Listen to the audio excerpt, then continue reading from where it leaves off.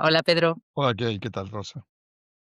pues muy bien, aquí a ver qué sale, A que ver si avanza. he estado viendo algunas de tus entrevistas y empecé a hacer las tareas rápido. Dije, uy, madre, a ver por dónde salimos. Pero con mucha ilusión, la verdad, y con mucho entusiasmo. Y antes de que se me olvide, quiero agradecer a Carlos, que fue quien hizo de puente para conocerte. Y he disfrutado mucho escuchándote y leyéndote en tu página web. Vale, Así que gracias por aceptar la invitación a compartirte. gracias a ti por Y, invitarme. y vamos allá.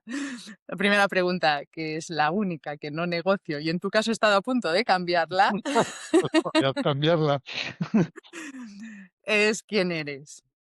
Nada, yo soy Pedro, un ser humano. Y es que ahí, claro, vi una de tus entrevistas que decías, yo soy tú.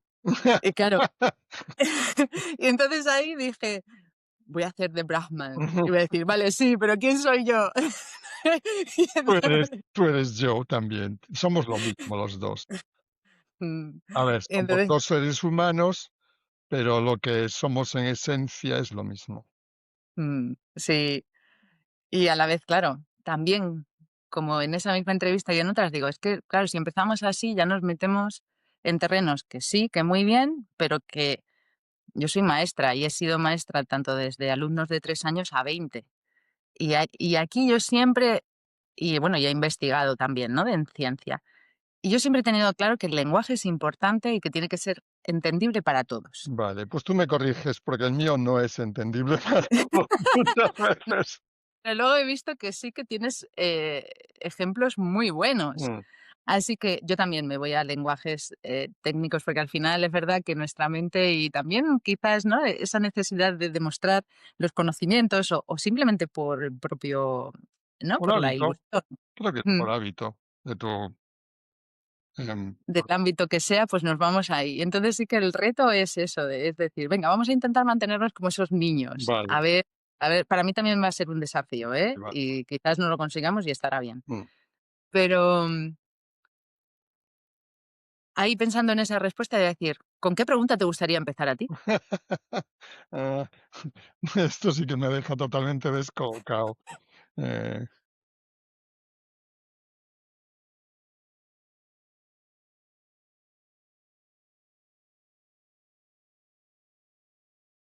es que yo no tengo preguntas, para mí. Eh,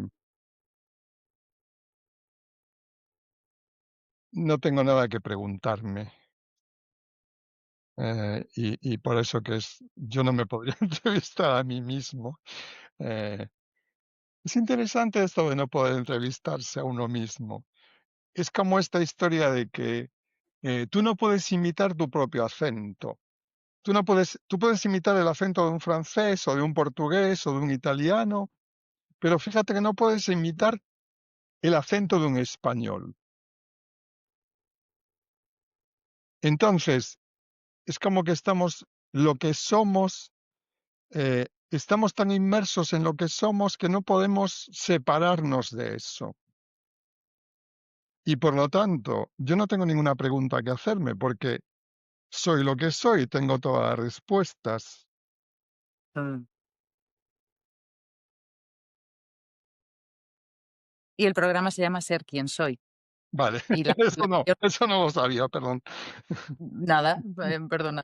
Se llama Ser quien soy y mi motivación fue de nuevo, o el acicate, porque realmente la motivación es adentrarme en mí misma, pero el acicate fue también con los alumnos, ¿no? De Ah, decir, ¿por qué cada vez nos cuesta más eh, a ellos, sobre todo, ¿no? Lo de elegir la carrera que quieres o en saber, porque no sabemos ni lo que nos gusta ni lo que somos. Y por eso empecé a elegir a personas que para mí resultaban inspiradoras sus caminos, para que veamos que todo camino tiene subidas y bajadas, que tiene sus éxitos, tiene sus fracasos y que no pasa absolutamente nada porque todo es reversible. Entonces voy a intentar volver a tu camino para ver qué preguntas te han llevado a no preguntas, cuáles son aquellas que te han dado una... sigo teniendo muchas preguntas, pero no sobre mí. Sí. Em, Y si pudieras así resumirnos o elegir, aparte de la crisis así mayor, ¿no?, profesional, pero para llegar a todo eso, momentos fundantes en tu vida que te han llevado hasta este punto. Que también voy a hacer un paréntesis, no condicionante, pero sí que también por mi experiencia de acompañante, ¿no?, de cómo hasta la profesión, en tu caso de médico, es siempre elegida por nuestras vivencias y dicen que en esa en concreto por intentar salvar a alguien, ¿no? No sé si en tu caso es así o no es así, pero, A salvarme, en mi caso, para salvarme a mí mismo. Te mm, puedo explicar por qué, pero, em, pues empieza desde el principio de tu vida si quieres, uf. y si puedes, eligiendo uno, 2, 3, 5 A momentos ver, que para ti yo te hayan sido m m claves. en mi vida, mi infancia es una infancia muy feliz, muy feliz. Y además, em, muy interesante porque yo vivía en una ciudad pequeña, en Santiago, pero que era una ciudad, a fin de cuentas, universitaria, con catedral, o sea, era un sitio, una ciudad. Para la época en la que yo nací, era una ciudad. Pero me pasaba los fines de semana y las vacaciones de verano y de aquella había muchas vacaciones, vacaciones de verano, de Navidades, en casa de mi abuela, que realmente era una mujer del rural, y entonces yo tengo una experiencia de niño, diría bastante completa para las posibilidades que había entonces, porque por un lado vivía en una ciudad y conocía todo de la ciudad, pero por el otro lado yo conocía todo de la aldea y hacía todo tipo de tareas, iba a recoger patatas, asistía a la matanza del cerdo, a cómo se hacían los chorizos, eh, a esta casa venía muchísima gente, venía la gente que hacía, el señor que hacía el vino, el señor que arreglaba el carro, el señor que castraba los cerdos, el fontanero, los pintores, los carpinteros, era una casa grande y siempre había muchas cosas que hacer. Entonces, creo que esa es mi primera experiencia interesante, es esa especie de infancia en la que tenía de todo, libros, a mi padre y a mi madre le podía hacer muchas preguntas, imagino que yo era muy preguntón. Mi padre me llevaba a ver cosas, me llevó a ver un barco congelador, me llevó a ver un matadero, me llevó a ver fábricas y me explicaban cómo funcionaba todo eso. Esa es una primera historia. La segunda experiencia en relación con que yo le doy un cierto significado y después volveremos atrás, pero la segunda experiencia es que cuando estudié en el instituto, yo tenía claro que era de ciencias, em, desde tempranito, pero en un momento dado, uno, descubrí la filosofía y tuve la suerte de tener un profesor de religión que era un cura de pueblo. Tan de pueblo era que tenía las manos llenas de callos, tenía una finca y él trabajaba la finca, o sea que era cura de su parroquia, daba clases en el instituto y trabajaba la finca. Y este hombre era el hombre más liberal del mundo. Eh, Te permitía en el examen argumentar lo que quisieras. Por ejemplo, tú podías decir: "Yo no creo que exista Dios", siempre y cuando lo argumentases, o la Virgen no era virgen, o lo que quisieras, vamos. Solo te pedía que argumentases, pero te dejaba libertad absoluta, y podías argumentar que la Virgen no era virgen, y te daba un 10 si el argumento era bueno. Era una persona de una libertad fantástica, y yo creo que esto se me quedó en la trastienda. eh Y por lo tanto, yo nunca me hice anticlerical. Tengo muchos amigos de mi edad, de mi época, que la gente se hacía anticlerical porque la iglesia era una iglesia adicta al régimen, por decirlo así, y por lo tanto nada simpática en ningún sentido, aparte después de la historia del sexo, etcétera, etcétera. Y entonces creo que este hombre fue, y de hecho, cuando yo descubrí lo que era, me acordé de este hombre y fui a visitarle. Y ya era mayor, ya estaba jubilado, pero seguía viviendo en la casa del cura del pueblo. Tenía una biblioteca impresionante, yo me acuerdo que él traía libros a clase y todos sus libros estaban además con comentarios en los bordes del libro, y abajo, los tenía escritos. Y nos planteaba unas discusiones maravillosas que yo creo que muy pocos seguíamos, era un nivel muy alto quizá para la media, y, y la clase era como el camarote de los hermanos Marx. Estas son experiencias que no sé si hoy en día se dan, porque vivimos en un mundo mucho más eh, constreñido y rígido. Pero yo he estado en clase, estábamos sentados en la primera fila, solo prestábamos atención cuatro. Uno de ellos con el paraguas abierto, porque este hombre salpicaba al hablar, salpicaba salva. Pero su discurso y su conversación era súper interesante. Te hablaba del protestantismo, de los de complicaciones y, digamos, conflictos dialécticos entre los teólogos, etcétera, etcétera. El resto de la clase no le hacía ni caso. Y como te dejaba libertad total, yo he estado en clase con todos mis compañeros de clase, salvo los cuatro que atendíamos a clase, metidos en uno de estos armarios que entrabas fumando, todos fumando dentro de este armario, que hasta que tenían que salir por narices. O sea que eso fue una experiencia para mí muy liberadora. Eh, Era un ácrata, el tipo era un anarquista en la vida diaria, llevado a la práctica. Y, y yo, cuando yo empezaba a tener una cierta eh, simpatía por el anarquismo, y, Y entonces todavía podía decir que era cristiano, y era cristiano porque la figura de Jesús me parecía un anarquista, y creo que lo era, un tío que hacía lo que le daba la gana, andaba con putas y, quiero decir, no se preocupaba de, de lo políticamente correcto, y era en cierto sentido escandaloso. Y ahí, como a la mayor parte de los adolescentes, de todas maneras, aunque me gustaría creer en Dios, llegó un momento que no podía creer en Dios porque no se podía evidenciar, me parecía más un deseo que otra cosa. Y entonces entré en una época de, de no creer y de ser muy escéptico. Eh, Después, ¿por qué hice medicina? Hice medicina porque, a ver, yo creo que fui cambiando de la ciencia, de la ciencia me pasé a la filosofía, pero la filosofía me parecía que tenía muy pocas salidas prácticas, en plan buscar un trabajo, obviamente una ilusión, porque no hubiera tenido ningún problema en aquella época para trabajar de filósofo como profesor o lo que fuera. eh, pero ahora que lo comentas, yo tampoco sabía qué quería hacer. Eh, a mí me interesaba todo, siempre y me sigue interesando todo. Entonces, a pesar de que me interesaban muchas cosas, decidí en un momento dado, dije, bueno, vamos a ver, ahora ya no soy ni de letras ni de ciencias. Lo que me gustaría, filosofía, no sé.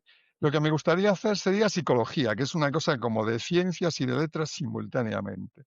Pero psicología en aquel momento, en la Universidad de Santiago todavía estaba empezando, era el primero, el segundo año que había psicología, y tenía mala fama la facultad. O sea, eran muchos profesores muy novatos, pocos con buen currículum, etcétera, etcétera. Y de hecho, todo el mundo decía que los exámenes eran 20 folios por asignatura y ya estaba.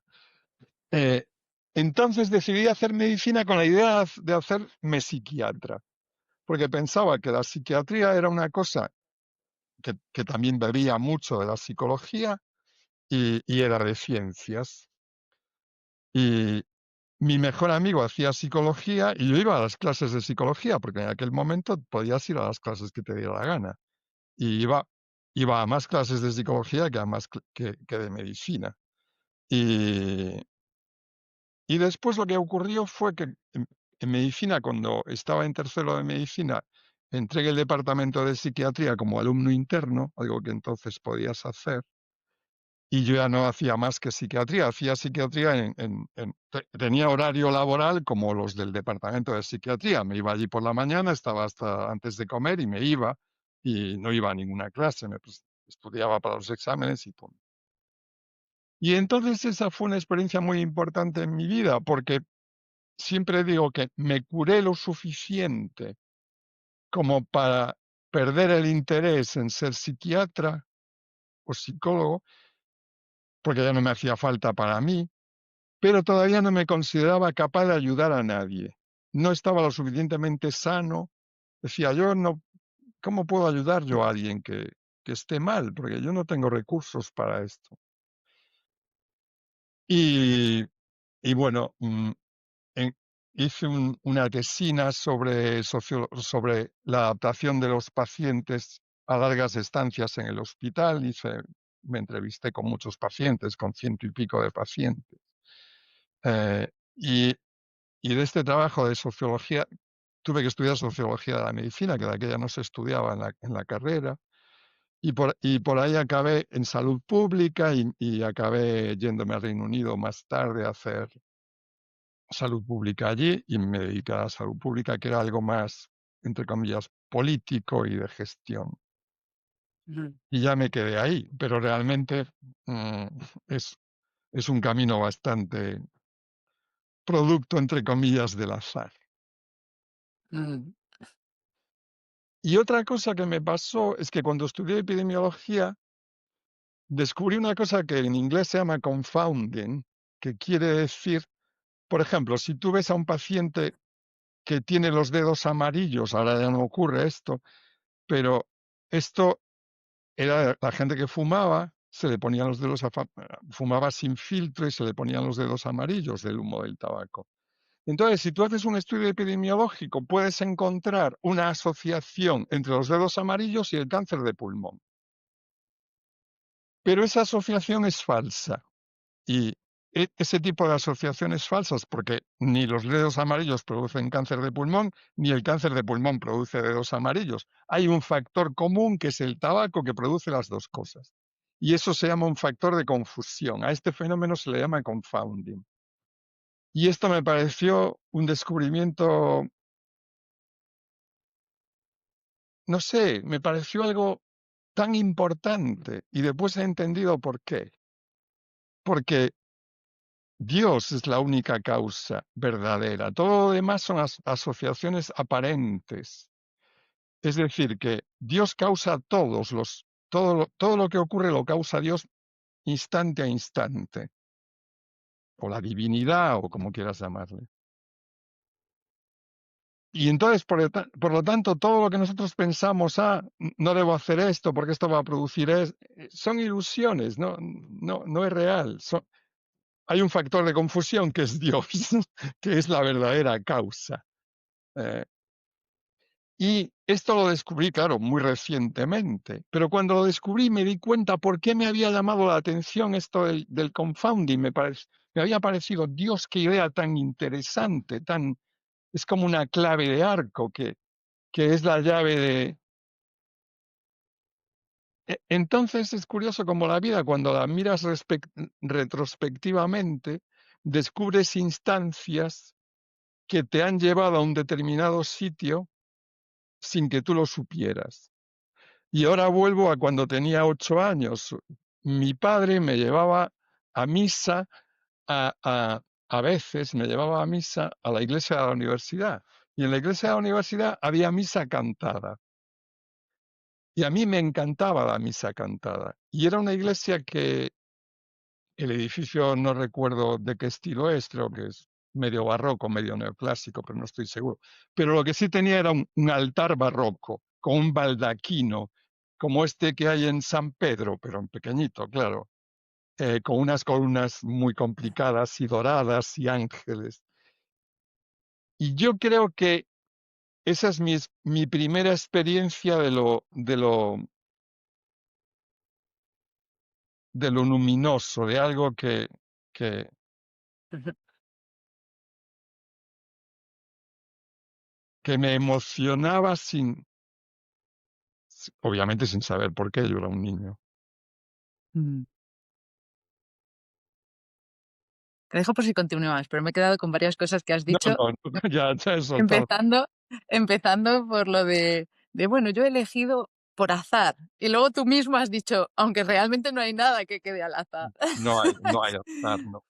Porque yo también tengo, mm, me identifico contigo en muchas cosas, ¿no? Y como yo también siempre he sido muy de ciencias, muy racional y muy tal, muy investigadora, y a la vez la filosofía a mí también me salvó la vida. O sea, yo leer Mm, a Schopenhauer de joven, o luego cuando ya tenía sus 20 años, ese libro que se llamaba Más Platón y menos Prozac, que me encantaba, ¿no? Ahí, y digo, es que creo que eso es lo que nos hace un puente, porque al final una ciencia que no te invita a reflexionar o a ser crítico, es un cientificismo, que es lo que hablan sí, ahora, ¿no?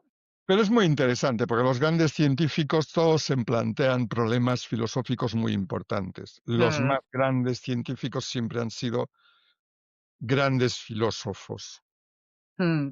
Y luego grandes, místicos, ¿no? Sí, Porque Einstein, o sea, al final no es sí, todo un sí, sí, lo siguiente, a ver, si tú eres si tú eres un científico serio, eres un científico porque buscas la verdad. mm, Y además tienes la creencia, la fe, tienes una fe, que es la fe del científico, en que el mundo es inteligible, porque creo que Einstein decía que lo que más le llamaba la atención del universo era que, pero no sé si es una falsa atribución a Einstein o no, pero es igual, porque el argumento vale lo mismo. Lo que más le llamaba la atención del universo era que era suficientemente complicado para que fuera difícil de entender, o muy difícil, pero con mucho esfuerzo lo iba entendiendo poco a poco, ibas descubriendo ujú, cosas, pero tampoco era tan sencillo como para que, ni tan complicado que no se pudiera entender, ni tan sencillo que fuera obvio. Entonces es curioso porque eso lo que quiere decir es que el nivel de complicación está exactamente ajustado a nuestra capacidad de entenderlo. mm, Y a él le decía, esto es increíble, como el mm, universo está justo ahí, en ese punto en el que... mm, Entonces, los científicos se hacen científicos, si son científicos de verdad, porque quieren descubrir la verdad. Y yo siempre he tenido ese anhelo de descubrir la verdad. Esto siempre he sido hipercurioso, me interesa todo. em, los juguetes los destripaba. para ver qué había dentro, el conocimiento, ¿no? El Neonanik. ¿Qué es lo que consideras que es más importante en la vida? La vida, vivir. Mm. La vida es maravillosa. Esta la voy a rescatar porque he visto la frase que tú tienes puesta, que la has nombrado también ahora en tu web, que también voy a ir un poco por ahí, que dice: "La fe es el pájaro que canta cuando el amanecer todavía está oscuro". Sí. La fe es una intuición. A ver, se puede definir dos veces, pero la fe es una intuición. Y por lo tanto, esa frase que es de este poeta indio Rabindranath Tagore, Tagore, que era un fantástico poeta y un buscador espiritual, fue discípulo de varios gurús. Eh, uno que muy interesante que se llamaba Ramakrishna. Él fue a ver a mm, Ramakrishna y, y tenía conversaciones con él. Y esa frase me gusta porque la fe es el anuncio de una verdad que ya has descubierto. De hecho, la fe implica que tú ya has descubierto una verdad, pero todavía no eres consciente, no puedes estar seguro, pero... Y es muy interesante porque no se puede vivir sin fe, no sin fe mm. religiosa, pero sin alguna fe. Por ejemplo, los científicos tienen fe en que el mundo es inteligible, porque tú imagínate estudiar 8 años de tu vida, pasar estudiando, hacer el esfuerzo de investigar, que es un esfuerzo importantísimo.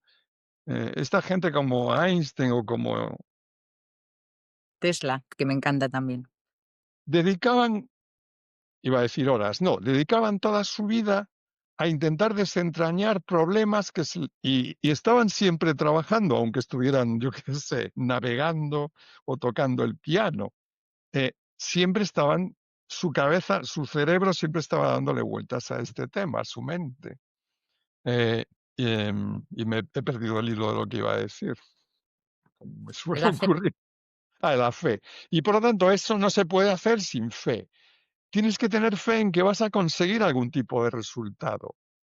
Si el universo fuera indescifrable absolutamente, no tendría ningún sentido dedicarse a la ciencia. Nadie se dedicaría a la ciencia porque el esfuerzo que requiere es enorme.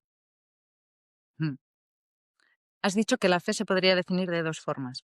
Sí, y después la fe, la fe tiene esta fase en la cual es como una especie de verdad que intuyes y después descubres la verdad. Y entonces eso es la verdadera fe, pero ya no se puede llamar fe, porque ahí ya es una Una certeza. visión, es una certeza, sí. Mm. Mm. Y ahora se me ha ido a mí lo que te iba a decir. Ah, sí, que algo de tus entrevistas que me ha gustado mucho también, y que yo también estoy de acuerdo, también por mi propio bagaje, quizá de bajar tanto de aquí a aquí, es que tú nombras mucho el cuerpo, ¿no? Siempre Sí, dices: "Siente el cuerpo". Y yo igual, por suerte es verdad que disfruto mucho bailando y he hecho teatro y este tipo de cosas, ¿no? Que me conectan con las emociones que si no de otra forma solo las racionalizo, como hacemos la mayoría o nombramos cosas que eso para mí fue un descubrimiento, ¿no? Es decir, es como nombrar mal los colores.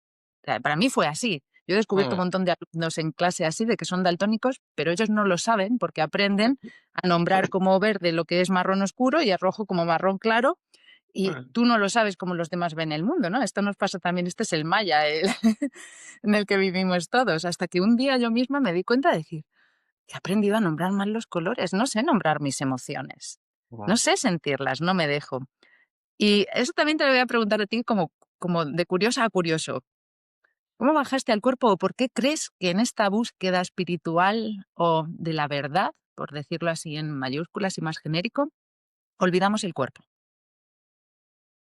Ah, creo que a ver, yo creo que siempre he estado bastante en contacto con mi cuerpo, a pesar de Mm, ser muy intelectual, pero no te puedo decir por qué. Eh, mm, Quizá porque de pequeño tuve una enfermedad, tenía dermatitis atópica y me picaba mucho la piel, por lo que fuera. Eh, pero en algún momento de mi vida empecé a tener, sobre los 30 años, empecé a tener muchísimas contracturas en el cuello, em, contracturas que además eran difíciles de tratar, eh, y n no las solucionabas, o sea, volvían, eran algo que se arreglaba, transitoriamente. En algún momento descubrí un hombre que era coreano, que hacía una manipulación muy particular de las vértebras, y la ventaja es que cuando tenía la contractura iba a verle, me hacía unas maniobras curiosas y se te pasaba en 2 días la contractura, pero al cabo de 3 meses o 4 volvías a tener otra. Entonces, investigando por ahí, porque eso me jodía bastante, era un en inglés hay una cosa que se dice a pain in the neck, un dolor en el cuello, que se refiere a cualquier cosa que está ahí dándote la lata todo el tiempo. Y esto era literalmente a pain in the neck. Em, entonces empecé a investigar lo del pain in the neck y descubrí una cosa que se llamaba la técnica Alexander, y volvemos a las casualidades. Se dio la casualidad de que fui al Reino Unido a trabajar 2 años, y en la ciudad en la que estaba, paseando por la calle, vi un anuncio de un curso sobre técnica Alexander y me apunté. Y en ese curso sobre técnica Alexander, em, la primera clase, porque son clases, en este caso eran clases en grupo y la profesora era una mujer que era de etnia china, porque ella había venido de Hong Kong, pero era británica a todos los efectos. me sentó en una silla y me tocó el cuello y sentí que me habían sacado 50 kilos de encima de la cabeza. Y eso fue otro punto crucial. Y de hecho creo que eso tuvo mucha trascendencia en mi vida. Y después cuando conocí a mi maestro, eh, él había una sesión de diálogos, de preguntas y respuestas, y había una sesión, digamos, de yoga que se llamaba yoga de Kashmir, o se llama, vamos. Y yo recuerdo que el yoga de Kashmir a mí me sirvió mucho. Me resultaba muy difícil, eh, me resultaba paradójicamente, no entendía por qué era tan difícil, porque yo tengo muy buena imaginación, demasiado buena, en el sentido de que puedo vivir en la imaginación y no me hace falta poner las cosas en Fíjate. práctica, porque ya, no sé si tú experimentas esto a veces, pero yo, Sí. por ejemplo, a mí me puede interesar, yo qué sé, la cerámica. Y me pongo a investigar sobre cerámica y voy a ver a un tío que hace cerámica y aprendo sobre cerámica. A lo mejor hago un poco de, sí, un día o dos pruebo con la cerámica y veo cómo va. Y ya está, porque vivo de la imaginación después. Puedo imaginarme perfectamente haciendo cerámica y tengo toda la satisfacción que puedes tener de hacer cerámica. Entonces, este yoga era un yoga que jugaba con la imaginación. Había muchas instrucciones que eran instrucciones de imaginación. Imagínate, yo qué sé, que ocupas toda la habitación. Y yo sudaba intentando, salía agotado de esta sesión. Y me llamaba tanto la atención, decía, pero ¿cómo es posible que yo que tengo una imaginación desbordante, un trabajo de imaginación me cuesta tanto trabajo, me resulta tan difícil, me resultaba doloroso casi físicamente. Y vi que era muy potente. Y por eso me interesa tanto lo del cuerpo. Ujú. Y ahora voy a investigar yo el yoga de Kashmir, porque yo no lo conozco. Pero sí que es verdad que con el cerebro y Joe Dispenza y desarrollo su cerebro, y sí que hay 20.000 estudios que dicen que al final las conexiones neuronales se hacen igual, lo imaginemos o lo hagamos de forma Ah, real, que al final que es lo que experimentamos todos en los sueños, ¿no? Es cierto que, bueno, luego sí. hay ciertos matices, claro, pero De hecho, se puede hacer yoga solo con la imaginación. mm, mm, Y, y- y funciona prácticamente igual para lo espiritual, no para lo mm, corporal, estrictamente hablando. mm, Es que el yoga hoy en día se ha convertido en un ejercicio físico, pero el físico. yoga Mm, originariamente no es eso, claro, es un método de trabajo del cuerpo para que el cuerpo no sea un obstáculo para contactar mm. con Dios, como quieras llamar. Sí, de hecho esa es la palabra, ¿no? De yoga, el de la unión. Pero ahora que has nombrado una cosa que me ha también unido, lo del obstáculo, y voy a hacer esto y 2 preguntitas más para no alargarnos demasiado, pero me encantó el articulillo que tú tienes en tu página de Dios como obstáculo. No me acuerdo, tienes que recordármelo. Hace Pues tanto pues que no veo. te lo voy a buscar, pero realmente Creo que sí, que ya me acuerdo de la idea. La idea que nos hacemos de Dios se convierte en un obstáculo. Sí, sí, sí, mm. sí.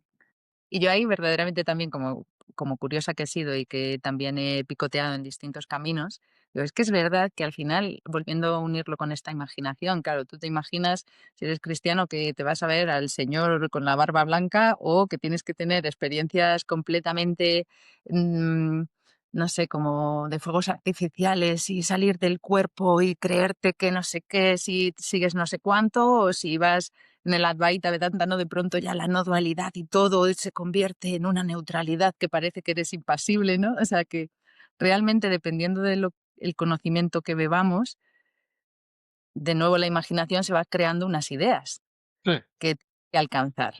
sí, y esas ideas te alejan, porque cualquier cosa que pienses o imagines no es. No Sí. es la realidad, es tu imaginación, es tu mente, em entonces, yo siempre pongo el mismo ejemplo, y es si yo te presto un libro y después te pido que me lo devuelvas, y tú vas a buscarlo a tu estantería de libros, a tu biblioteca, y no lo encuentras. Lo buscas y no lo ¿y por qué no lo encuentras? Porque te has confundido y crees que el libro Mm, es verde, el lomo del libro. Pero el libro no es verde, el libro es rojo. Y tú buscas un libro verde en la estantería y, por lo tanto, nunca vas a encontrar el rojo, mm, porque tu cerebro filtra la información y solo busca el verde. Ahora, Dios es lo mismo, simplemente que mm, no tiene ningún color. Y, por mm, lo tanto, cualquier color que te imagines te va a impedir que lo encuentres. mm. Totalmente de acuerdo. Es un prejuicio que tienes y ese prejuicio impide que veas la realidad tal como es. Mm. ¿Qué libro me prestarías? ¿Qué libro Me te prestaría. recomendaría? No, me ¿Qué libro? Oh, prestaría. te prestaría muchos, muchos, Uno, dime muchos. una, que tengo aquí una A lista para leerte. ver, estoy pensando, em, No pienses demasiado, déjate llevar no, así. estoy repasando, es que estoy repasando un poco ves que estoy mirando a ver si un libro que te recomendaría, que ahora me acabo de acordar de él, es, La gracia y la gravedad de Simone Weil. Vale, me lo apunto. Simone Weil fue una Sí, la ¿conoces? conozco. Mm. Mm, Y este libro de la gracia y la gravedad me parece muy interesante. mm. Bueno, te voy a hacer una preguntita más. Bueno, 2. Primero, Y otro que me parece precioso se llama el el abandono a la divina providencia, de Pierre de la Causade, un francés. Y la traducción en inglés es muy bonito el título que han puesto porque dice: "El gozo de abandonarse a la divina providencia". no sé cómo enunciar esta pregunta, pero por los 2 libros que me has dicho y por tu propio bagaje, mm, en el abandono, en el vaciamiento, ahí es donde podemos conectar otra vez con eso que ya Ujú. somos. Sí. Pero, mm, claro, ahí te va a preguntar cómo se llega y ahí esa pregunta es errónea, ¿no? Lo que sería cuáles son los obstáculos que te impiden llegar Exacto. a a es De qué tenemos que librarnos para darnos cuenta de que ya estamos ahí? mm. Entonces la vamos a dejar ahí porque, claro, para cada persona será diferente. Sí. Sí que quiero que hablemos de tu camino, me parece que es demasiado complejo y de nuevo nos iríamos intelectualmente a un diálogo que es infructuoso, ¿no? Entonces, pero sí que no sé cómo tú podrías darnos esa fragancia de tu día a día desde eso que ya eres. ¿Cómo comienzas tu día? Ah, con absoluta normalidad. Me me Palabra poco normal. O sea, me levanto, hago el desayuno y me siento a desayunar, siempre lo mismo, café con leche con tostadas, y leo el periódico en la tablet al mismo tiempo que desayuno. Me encanta, porque hay veces que yo busco como, pero ¿qué ritual sigues? ¿No? Porque hay mucha gente, no, yo quiero con Tengo no un sé qué. único tengo un único ritual, y es que siempre enciendo una vela, en las comidas, desayuno, comida y cena. Ujú. Con intención, palabras, simplemente No, no, no, ese enciendo fuego. la vela. Me gusta la vela, es bonita la luz que da. Ujú. En su momento tuvo una intención, pero hoy en día solo tiene la vela. Bueno, ya queda integrada, entonces ya está ahí implícita. Vale, pues como he querido hacer este diálogo de niños, que no ha sido tan de niños, pero que sí que sigue siendo jovial, y con esa alegría, ¿no? Juguetona, que no intenta discernir ni quedarse No, ahí es que atrapado. esto realmente no. a ver, yo siempre digo una cosa, no me interesa la teología, Mm, eh, lo que interesa es vivir, mm, eh, totalmente. y Y lo la que nos teología. dificulta esa vida. ¿Sabes lo que pasa? Que, a ver, la mayor parte de las personas con las que nos relacionamos, eh, somos gente que nos hemos pasado, 20 años en el sistema educativo. Mm, Eso quiere decir que hemos pasado 20 años trabajando solo con la cabeza y no con el cuerpo. mm, Una cosa que a mí siempre me llamó la atención de la aldea, del rural, a donde yo iba los veranos y los inviernos, es que en Galicia, como hay explotaciones muy pequeñitas, la mayor parte de la gente tiene 2 o 3 o 4 vacas, como mucho, y las lleva a pastar a campos que son muy pequeñitos. Entonces hay que estar con las vacas. Porque si no, las vacas, como el campo es pequeñito, se van a la finca del vecino y eso no está bien. Ahora, esto ya no ocurre, ahora ya no hay esto. Pero ahora hay pastores eléctricos, etcétera, etcétera, ya hay explotaciones más grandes, han desaparecido estas mm, mini granjas con 2 o 3 vacas. Pero en esa época todavía había esto y había personas, normalmente personas mayores, cuya actividad, claro, las vacas pastan horas y horas, porque vivir de hierba, si pesas 500 kilos, implica comer mucha hierba. mucho. Mm, Y entonces estaban allí todo el día pastando y había que estar todo el día con ellas. Y no había nada que hacer. mm, Entonces era una especie de meditación espontánea. mm, No había sí. distracciones, no podía, esta gente mucha ni sabía leer, pero en cualquier caso si sabía no se llevaba ni un libro ni un periódico. Estaban allí, si llovía debajo del paraguas y si hacía sol debajo del paraguas para protegerse del sol, horas y horas sentados, escuchando, viendo a las vacas pastar. Mm, Entonces, eso, estaban conectados con la realidad, mm, no estaban. mm. Pues sí, te iba a pedir un mensaje, pero creo que este es, y a mí me trae de vuelta que hace 2 años tuve el privilegio de volver a vivir en un pueblo de 200 habitantes, en el río, en la sierra, el último pueblo de la sierra, ya no había más. Y estaba yo en plena pedí la excedencia porque yo también llegó un momento que dije: "No quiero seguir participando en un No. sistema que no cre en el que no creo". Y aunque sí que utilizaba el cuerpo en mis clases, que conste. Pero lo justo, porque es verdad que también hay las limitaciones que hay. Y llegué también a Claro, esa pero conclusión, digo, los niños necesitan el cuerpo, se expresan mm, con el cuerpo. mm. Em, si les quitas eso, los castras. No, y es antinatural estar sentado tantísimo tiempo y estar queriendo tener una Para un atención niño totalmente antinatural. y para un adulto, o sea, y para Ya, todos. no, pero para un adulto que digamos que está condicionado a estar sentado, todavía es tolerable, pero para un niño que no. Mm. Pero sí que eso, que llegué a esas conclusiones de decir, pero esta gente que todavía siguen teniendo la vida de hace 40 años, tan sencilla y están tan enraizados, todos. O sea, que Mm. yo cuando empezaba con la mente me bajaba a la puerta con la vecina a quitar de las habas, de las judías, porque todavía seguían haciendo todo manual. Y después de Y estar yo 10 yo minutos creo haciendo eso, yo creo que por eso San Benito, en la regla de San Benito, establece la necesidad de hacer 4 horas de trabajo manual. mm, Dice trabajo manual, mm, no trabajo intelectual. totalmente. De hecho, yo lo sigo haciendo, ¿eh? O sea, me pongo a hacer ganchillo o tal, cuando veo Sí, que me voy mucho. eso. Ah, Ale, o a sembrar, que la tierra, tocar la tierra en concreto a mí me ayuda mucho. mm. Pero bueno, volvamos a esa sencillez, porque es que creo que, por lo menos yo, ¿no? Que lo elijo, cada uno que elija su camino. Pero te dejo a ti ya, yo me quedo con este mensaje y un mensaje último para los que nos están escuchando. No hay mensaje. No hay preguntas, no hay mensajes, señoría, esto se ha acabado. No, no, no, no, no es, eh, el mensaje es el silencio.